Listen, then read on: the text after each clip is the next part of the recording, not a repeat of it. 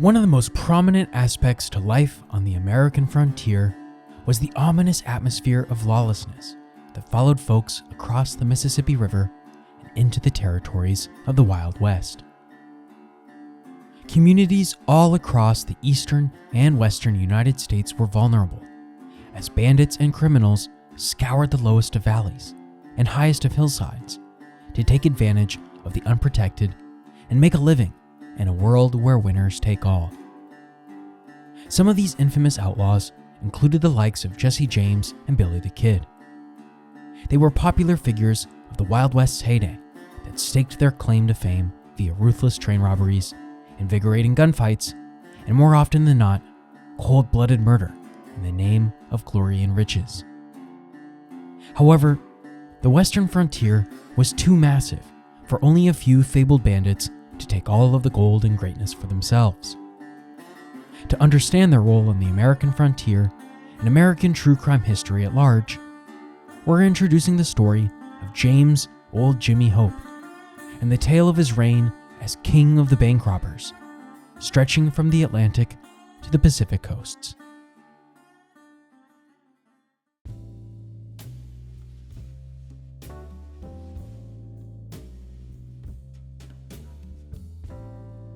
James Hope, better known by his bank-robbing moniker Old Jimmy, was born in Philadelphia, Pennsylvania, circa 1836. He was raised by his Irish immigrant parents, who were poor but otherwise determined to see their kids flourish into adulthood.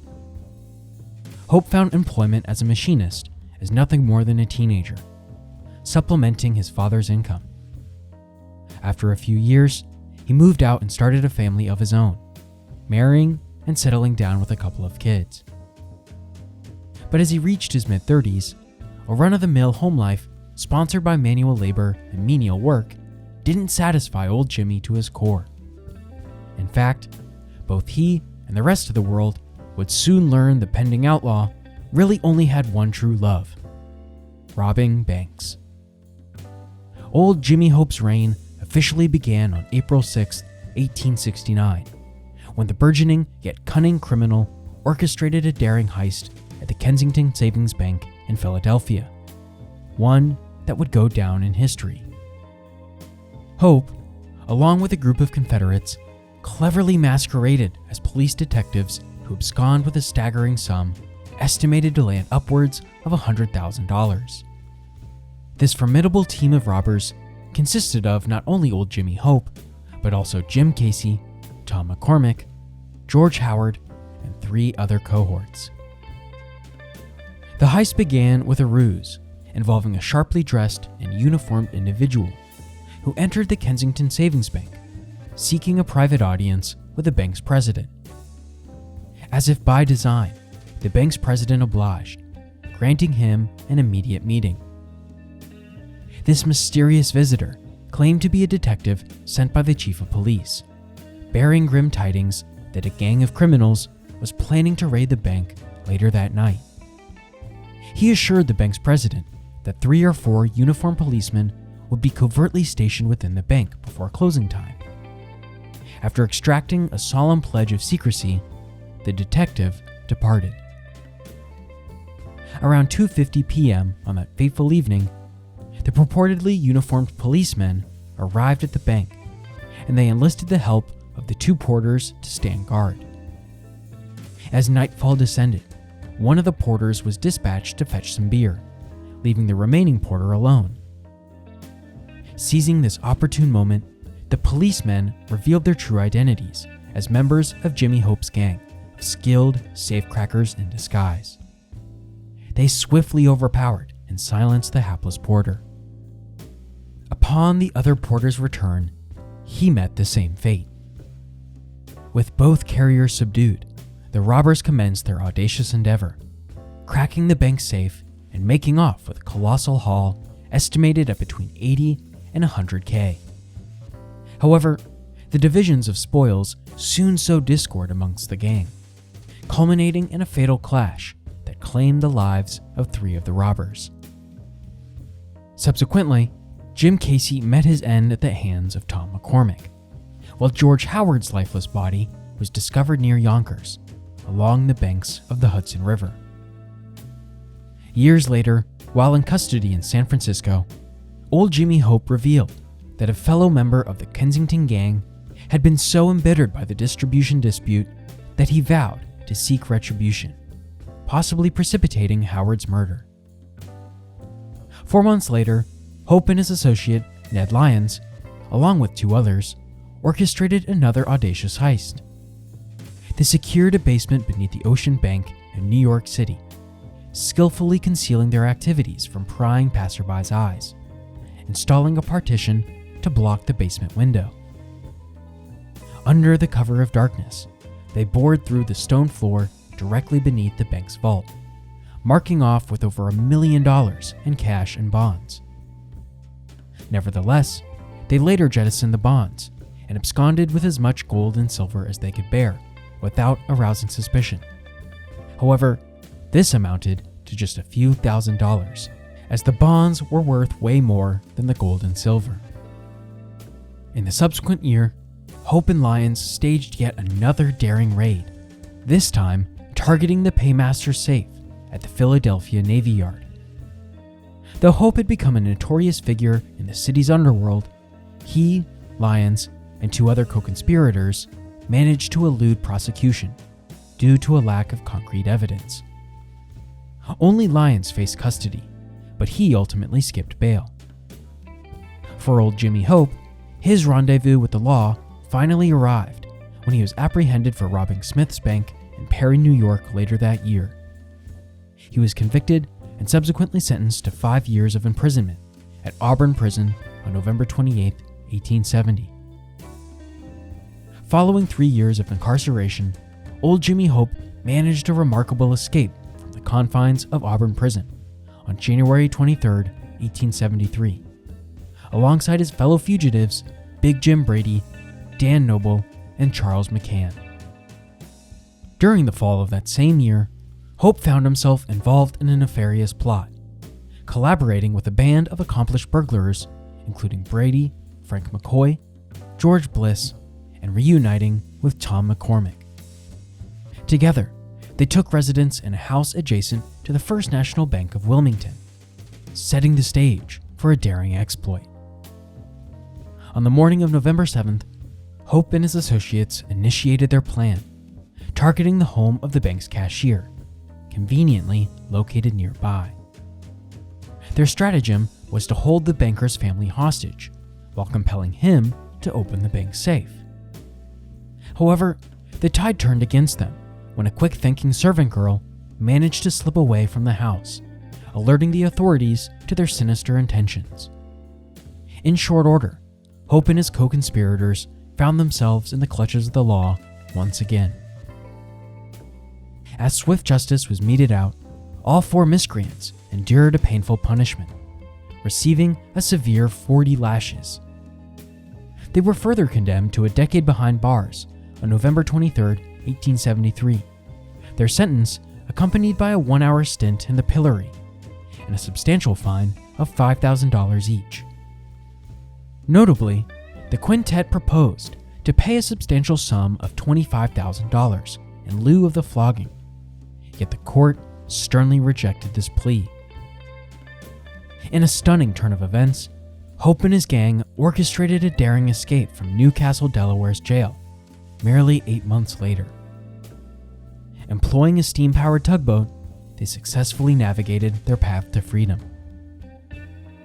Over the ensuing years, Hope managed to remain elusive, engaging in a series of minor robberies and burglaries, including a notable incident in Wellsboro, Pennsylvania in September 1874 and into 1875. Like numerous denizens of New York's criminal underworld, he maintained connections with the notorious fence Frederica Mara Mandelbaum. In 1875, Hope's criminal journey took an intriguing turn when he was recruited by the audacious George Leonidas Leslie. Together, they embarked on an ambitious 3-year endeavor, meticulously preparing for what would arguably become one of their most significant heists, the Manhattan Bank robbery.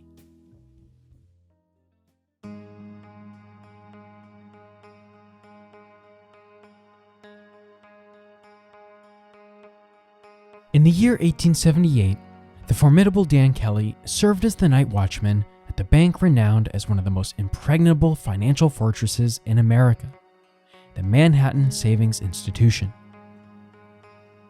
On a fateful Sunday, October 27, 1878, precisely at 6 o'clock a.m., Kelly adhered to the established routine, waking up janitor Lewis Werkle, whose abode was situated within the bank's premises. Following this protocol, Kelly made his way home, leaving Werkle in the process of dressing for the day. It was at this moment that an unexpected intrusion occurred. A group of 10 men, shrouded in secrecy, abruptly burst into Werkle's quarters, swiftly overwhelming him and subjecting him to the indignity of being handcuffed. As this alarming situation unfolded, Werkle's wife and mother-in-law, who resided with him, reacted with terror, their cries for help punctuating the air. The robbers, brandishing menacing revolvers, responded by silencing the women with grim threats of violence, maintaining their dominion at gunpoint. While some of the assailants kept watch over the terrified women, others escorted the hapless Werkle into the inner sanctum of the bank. There, they resorted to coercion, menacing Werkle with grave consequences if he failed to reveal the combination of the outer door, securing access to the bank's safes. In fear for his life, Werkle capitulated to their demands, enabling Hope and Samuel Worcester Sam Paris to open the inner vault door with specialized safe-cracking tools that they had in their possession.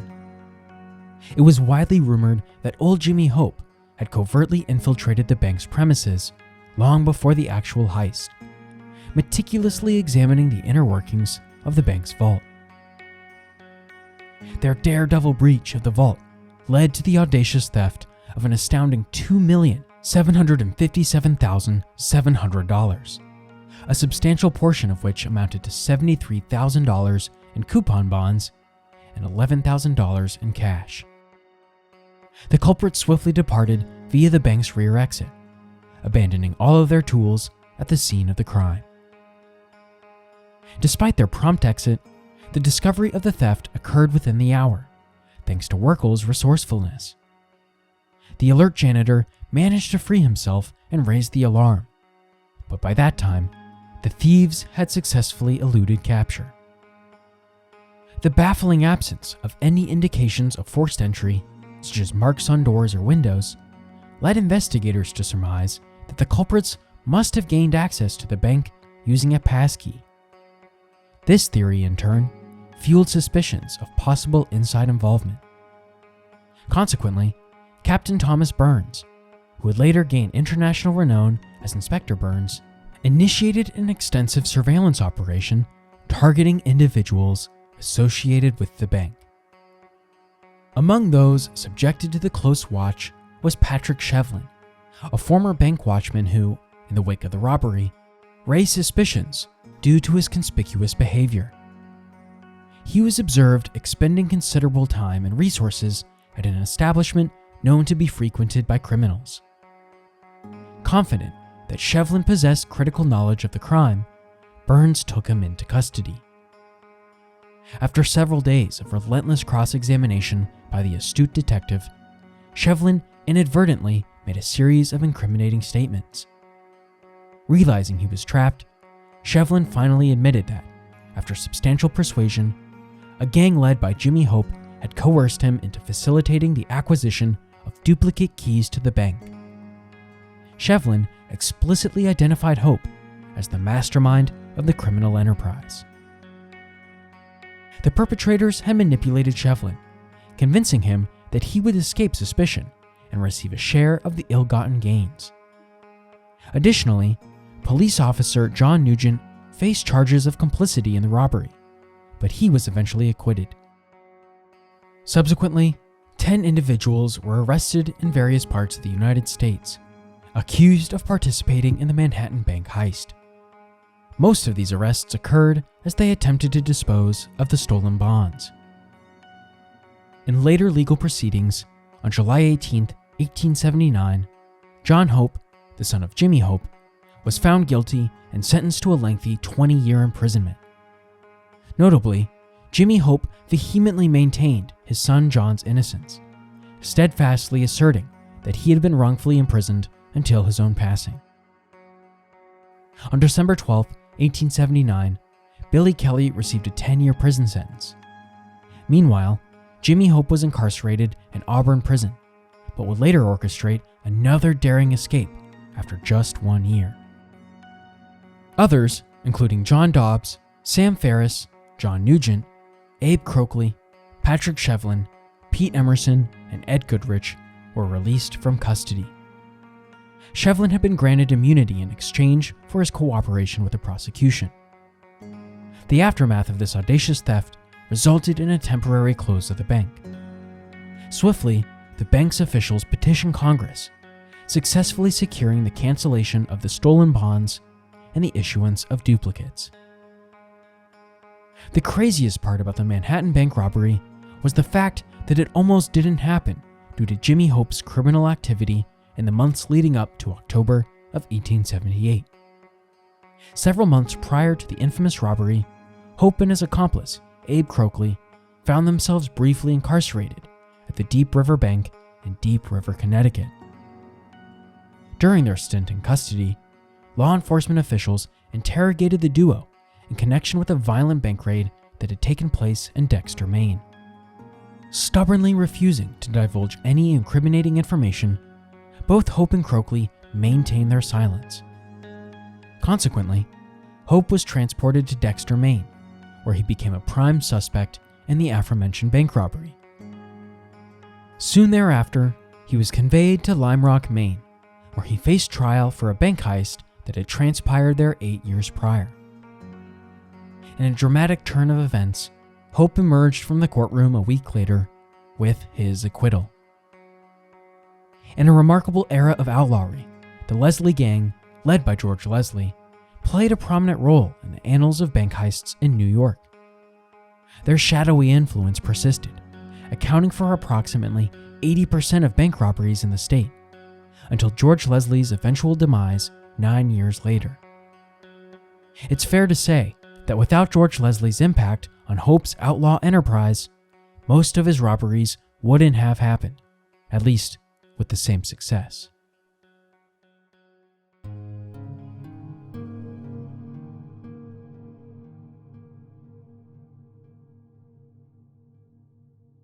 In the end, old Jimmy Hope couldn't resist traversing the western frontier forever. Too irresistible were the notions of lawlessness and fortune saturating the American West. Hope had been a pawn of underground East Coast crime, and undoubtedly salivated at the thought of introducing his skill set to the hardened villainy of the frontier. Hope's whereabouts on his year-long journey to the Pacific Coast are unknown, but regardless of specifics, it's not hard to fathom that he ran a few bank-robbing outfits throughout old westward settlements. His journey eventually brought him to San Francisco, where he might have had a hand in the theft of a substantial $65,000 from the vaults of the esteemed Barrington and Company Bank. However, it was during his subsequent endeavor, targeting the Sather Bank located at the intersection of Commercial and Montgomery Streets in San Francisco, California, that fate finally caught up with him. The turning point occurred on June 26, 1881, when the observant janitor at the Sather Bank noticed an unusual pile of dirt near the bank's vault, seemingly fallen from the vault's upper reaches. This odd discovery immediately aroused suspicion, prompting the swift notification of Captain of Detectives, Isaiah W. Lees. Captain Lees launched an investigation, which led to the discovery that an artful opening had been carved into the second-floor space, nestled discreetly in a shadowy corner where the janitor stored his cleaning tools. This opening, strategically large enough to accommodate a person, extended through the floor and the ceiling directly above the vault. The following night, Captain Lees, accompanied by a team of vigilant detectives, maintained a discreet watch. Their unwavering vigilance bore fruit as they observed two individuals entering a hallway that led upstairs, allowing the robbers ample time to resume their illicit activities. Lees and his team eventually entered the premises. They immediately homed in on the conspicuous hole in the floor, where they witnessed one of the burglars in the act of lowering himself to the lower floor. Upon realizing that he had been apprehended, Hope swiftly drew a sizable revolver, but the detectives responded with equal force, aiming sawed-off shotguns at him. Cornered and outnumbered, Hope eventually surrendered. Meanwhile, his accomplice, who had ascended to the upper floor, managed to evade capture. Subsequent investigations revealed that this individual was none other than Dave Cummings, another notorious burglar. Hope and his partner both faced arrest and on October 15, 1881, were meted out substantial prison sentences. Cummings was extradited back to the eastern United States, while Hope began serving a 7-year term at San Quentin, then later being transferred to the Auburn Correctional Facility to fulfill the remainder of his sentence. Upon his release on November 11, 1886, Hope encountered several Eastern lawmen who had been eagerly awaiting his discharge. Despite their efforts, a local court ruling initially thwarted his extradition, contesting the order signed by California Governor George Stoneman. This legal wrangle delayed Hope's return to New York until May 1887, during which time Captain Lees appointed Officer Ed Byron and Harry Hook to accompany Hope and 2 New York police officers on a journey as far as Chicago, Illinois. Following his release, Old Jimmy Hope returned home to Manhattan, where he shared a modest apartment on Columbus Avenue with his wife and daughter. This time, it came with a permanent intent: the king of the bank robbers ultimately at peace with relinquishing his crown. On the fateful evening of June 2, 1905, tragedy struck as Hope suffered a fatal heart attack while departing from the Lincoln Hotel, situated on Broadway and 52nd Street. Notably, just before his passing, he had paid a visit to the renowned sportsman Pat Sheedy, with whom he had cultivated a long-standing friendship. Intriguingly, Sheedy believed that Hope had been on the verge of disclosing an important secret when he succumbed to a sudden demise. In the aftermath of Hope's passing, various newspapers, including the venerable New York Times, speculated on the nature of the enigmatic secret that he had been poised to reveal. Some conjectured that it might have pertained to the long elusive whereabouts of the bonds stolen during the Manhattan bank robbery. Sheedy, later interviewed by the publication, paid a heartfelt tribute to the memory of his departed friend, further shrouding Hope's final moments in intrigue and mystery. Old Jimmy Hope may not be your typical Wild West desperado. He may not have carried out most of his criminal misdeeds west of the Mississippi. His enterprise on the frontier may have been mostly anonymous and discreet, his true infamy coming off the shores of the Atlantic. But one thing remains true. Regardless of where he robbed his banks and established his kingdom of heists, the king of the bank robbers will forever be known as one of the most iconic outlaws in not just Old West history, but American history at large.